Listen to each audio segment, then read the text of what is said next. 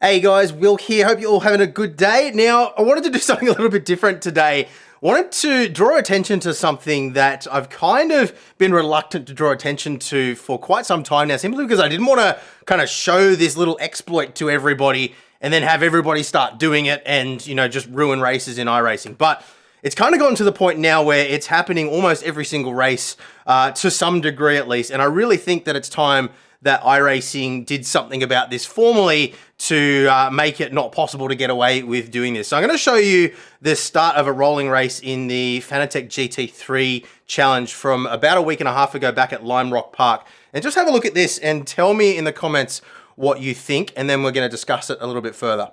Okay, so we're looking at the silver AMG car at the bottom of your screen here. You can see at the moment he's in formation. There's absolutely no issues. I'm actually in the red Ferrari directly behind him, which is why I noticed this so clearly. But you can see at this point now, coming into the final turn, he's starting to drop back to the point now where he's about 2 car lengths behind where he should be. Moves to the right and then hits the brakes and then guns it before the green flag so as to overtake what ended up being 6 or 7 cars before he actually reached the start line. You can see now he's 3 wide. He's turned in a little bit there. Maybe caused that accident as well. That's hard to say, but let's have a look at it from his onboard as well.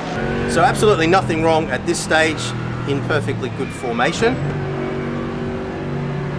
can see now he's starting to hang back about a car length out from where he should be now. And at this point, he's gunned it. Green flag happens about now. So he was very, very close to overtaking those cars before the green flag actually dropped, but yeah, in my opinion, that is extremely unfair and unsportsmanlike, because not only does it disadvantage the people in front of him, but it also disadvantages the people behind as well, because we're all bunched up and we're having to wait for him to take off. So I had a look at the iRacing sporting code, and under section 6.8.2 for rolling starts, section 9 of that, so 6.8.2.9, drivers are not allowed to approach the start-finish line as a race transitions from pacing, for example, under yellow flag or at the start of a race, to speeds that are well beyond the pacing speed or the speed of the leaders in an attempt to time the green flag to unfairly overtake other cars, which is exactly what we've just witnessed. An example of this would be to come up behind the start-finish line just as the race goes green flag and passing those cars. Under those conditions, the car catching up to the field from behind should slow down and get in line at the back of the pack at pacing speed